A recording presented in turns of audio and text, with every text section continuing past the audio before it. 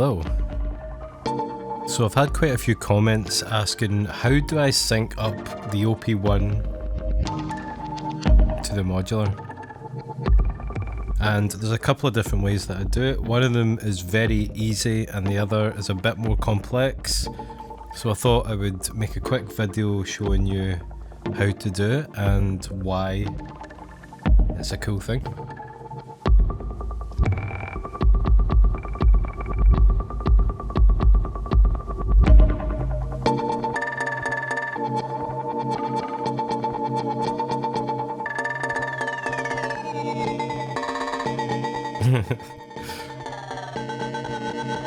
Right, okay.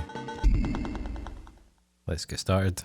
So in this patch I have the OP1 going into the Pico input, which brings the OP1 up to modular level. From there it goes into the filter, delay, data bender, beads, multi-effects, and then out to my compressor and the audio interface. And on the left here I've got my kind of clock and modulation section, which is just Pam's new workout and maths.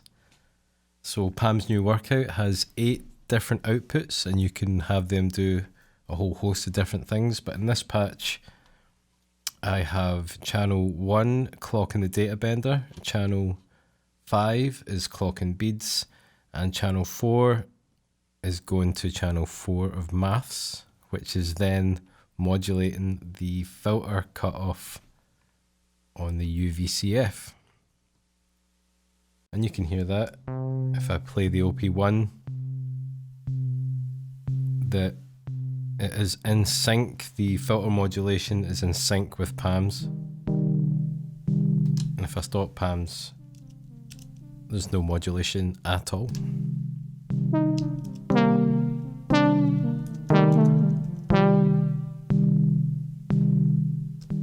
So when it comes to syncing the OP1 and Pam's, the first method and the one I use the most is just like a manual sync. The OP1 is set to 120 BPM, Pam's is at 120 BPM, and I basically just start them together.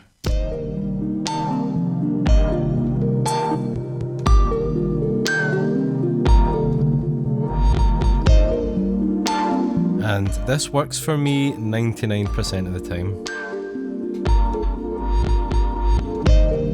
And I will even use this technique if I've got another drum machine or another sequencer.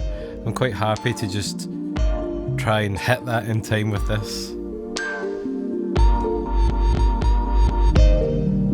But there are occurrences when this is just not going to work. And one of them is, for example, when you want to use the pitch shifting on the OP1 on the tape player.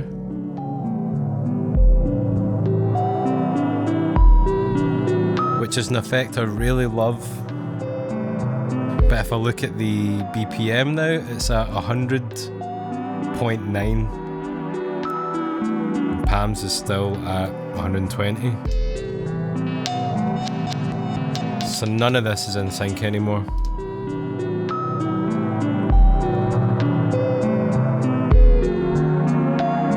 And I mean, you could try and match this on the fly, but quite often you're either not going to get it exact and it's going to drift, or you're doing other things in your performance. So what do? There must be a way. There is a way. So the good news is you can use the OP1 as your master clock.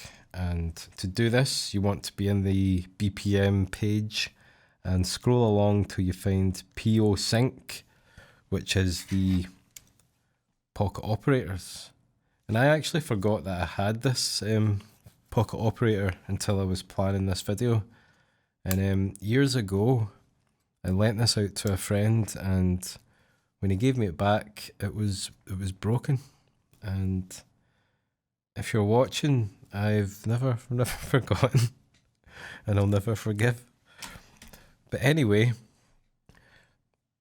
what this does is, because the OP1 is has a stereo output, it will split the left and the right into a clock and audio. So you're going to need a cable like this one, which is stereo from a single to two singles. Ideally these would be mini jacks, but I don't have that cable, so I'm going to use these. And that means that one of these is going to be a clock and one of these is going to be the audio. Hopefully that makes sense. Let's try it out. So correct me if I'm wrong, but red is right? I always tried to come up with a system where, like, you know, red begins with R and right begins with R. So I'll remember that red is right, but then white rhymes with right.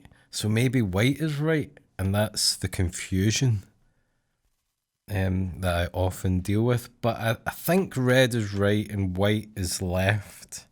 But anyway, that doesn't matter. What matters is that white, which is left, is the click. Let's have a listen to the click.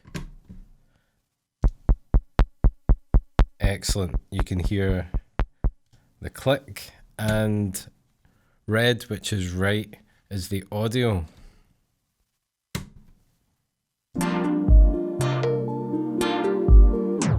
Excellent. So what I'm going to do with the click is put it into the clock input in palms. Now you don't specifically need palms for this to work. Anything, I've got a multiple here. I could put it into the mult and then have it clock in the data bender, clock in beads and clock in maths.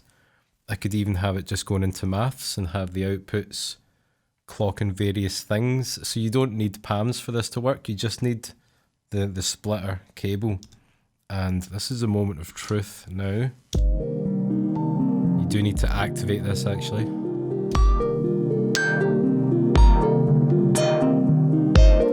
So you can hear that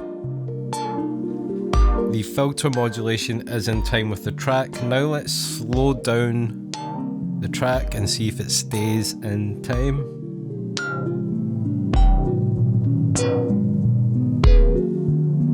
Oh yeah. And the data bender is in time.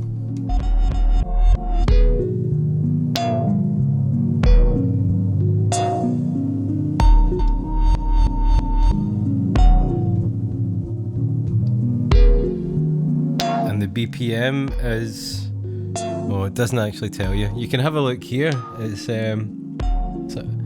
moving between 187 and 188.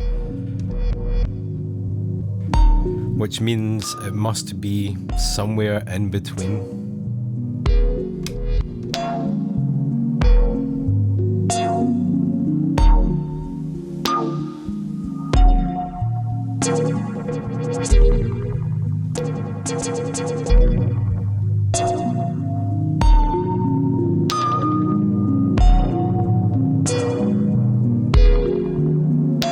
Excellent.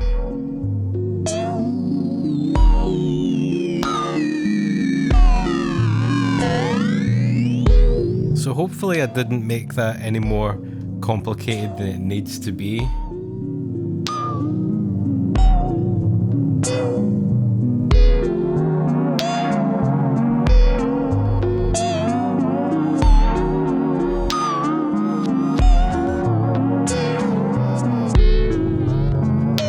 Ooh, we're getting slow.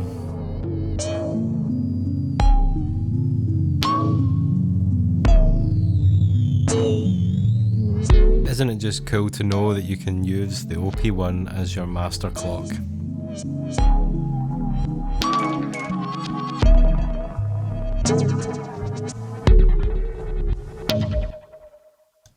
Brilliant. So please leave a like and a comment, etc., etc. And I'll catch you next time. Take it easy.